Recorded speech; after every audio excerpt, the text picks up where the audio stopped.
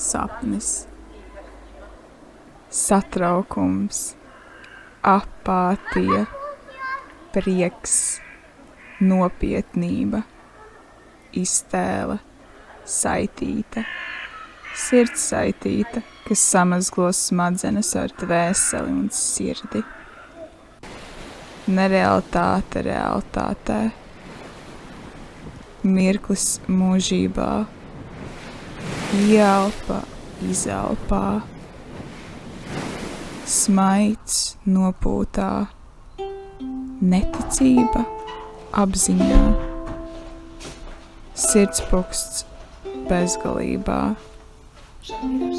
starp miljoniem, miljardiem ieraudzīt savu zvaigzni, kuras eksistenci ieraugi tikai tu.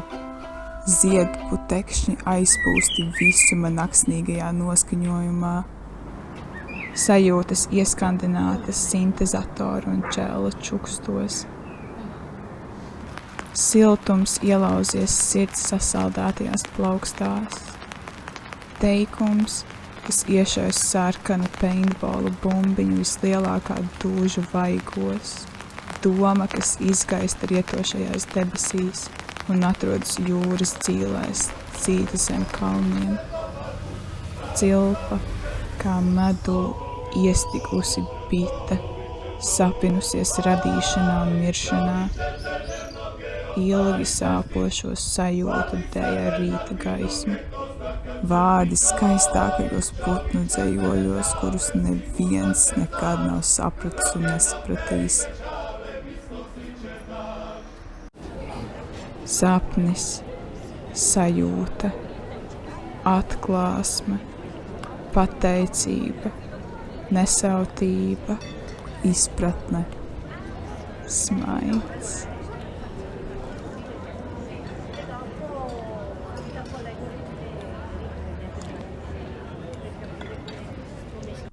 Pateicība.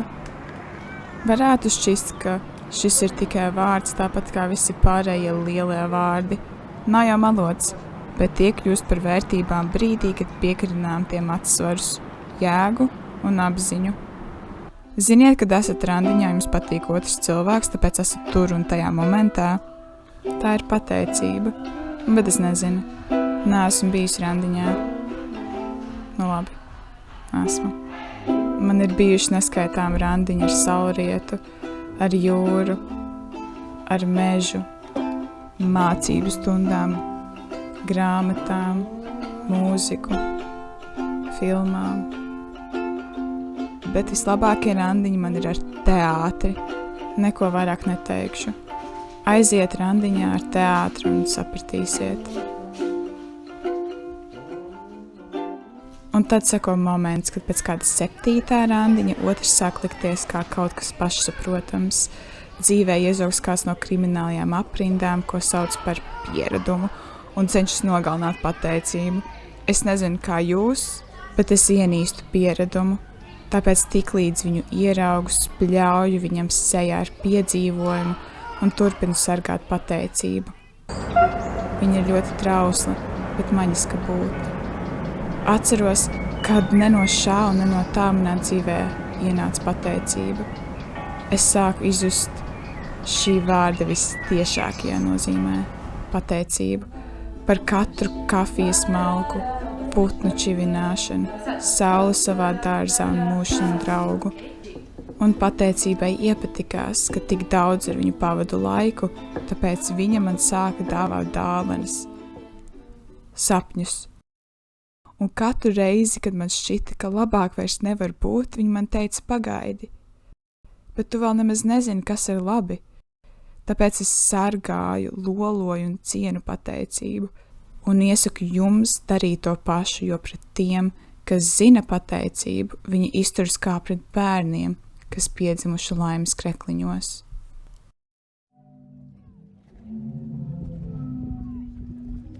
Mīlestība.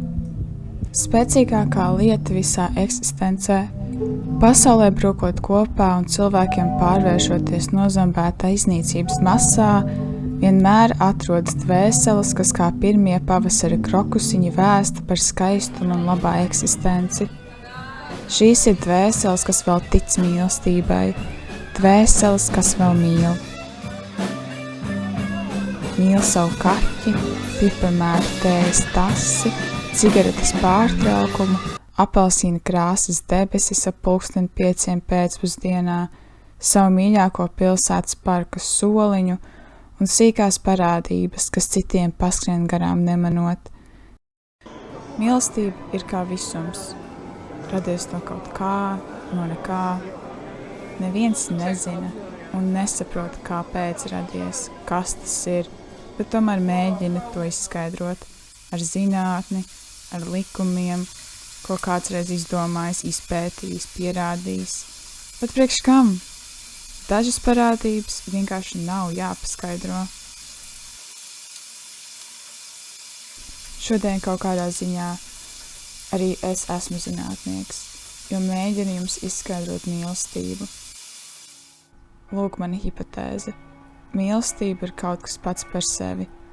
Tā nav ne īpašība, ne sajūta, ne stāvoklis. Tā ir mīlestība un nekas cits.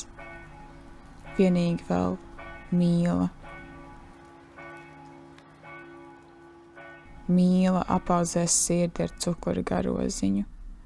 Vai esat kādreiz skatījušies kādam acīs un domājuši, kāpēc tās tik pazīstamas, bet reizē slīcinošas, kā akas, mīla, maigums, iznīcība, laime, apjukums?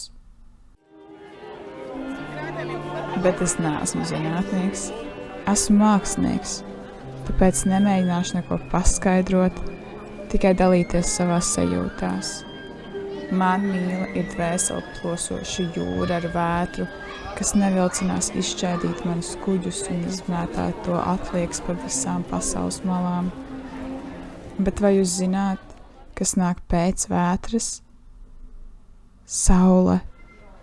Saule, kas silda katru mana ķermeņa šūniņu, dvēseles dzīsliņu un sirds tumšākos nostūrus. Tāpēc es turpinu mīlēt. Es zinu, ka jebkurā brīdī manu sirds mieru var satricināt jauna vētra. Bet ticiet man, nav nekā labāk par pirmo saules stariņu, kas izlauž cauri melnam gubu mākonim. Laime, labestība, atklāsma, iedvesma, mīlestība, esamība. Esamība mirklī, kad stāvi kalna pakājē un vēro, kā tavā acu priekšā aizmieg pilsēta. Mīlestība, vispatiesākā mīlestība, lai gan nē, vispatiesākā mīlestība uzrodas laimes ļaunās dvīnas klātbūtnē, bet laime ir mīlestība par detaļām, par vienu teikumu dziesmā, par siltu apskāvienu, par ziedošu kasteņu smaržu, par pirmo sniegu, par draugu smaidu. Iedvesmu šo burvīgo sajūtu, kas kutina tavu sirdi, parādīt citiem, iedvesmot viņus sajust, ieraudzīt zīmīti uz naktsgaldiņu un būt kādā pustumšā bāriņā ar veciem kupkrēsliem, kopā ar kasteņbrūnām acīm.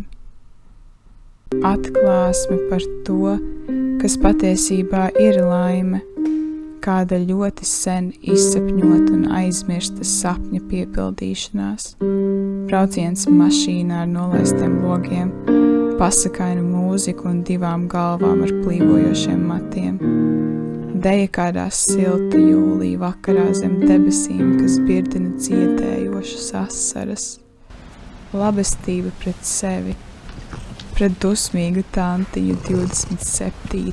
trolejbusā, talantīgu ritmu sitēja kādā Rīgas tunelī. Labestība vienam pret otru, jo laime vairojas no šīs labestības, drīzāk izplata savus putekšus naksnīgajās debesīs, cilvēku alpvados, ziedu krāsās, ēdienu aromātā un acīs, lai visi iedzirkstās, kā jaungada salūts, gaidīts visu 31. decembri, skatīts 5 minūtes un aizmirsts jau 2. janvārī.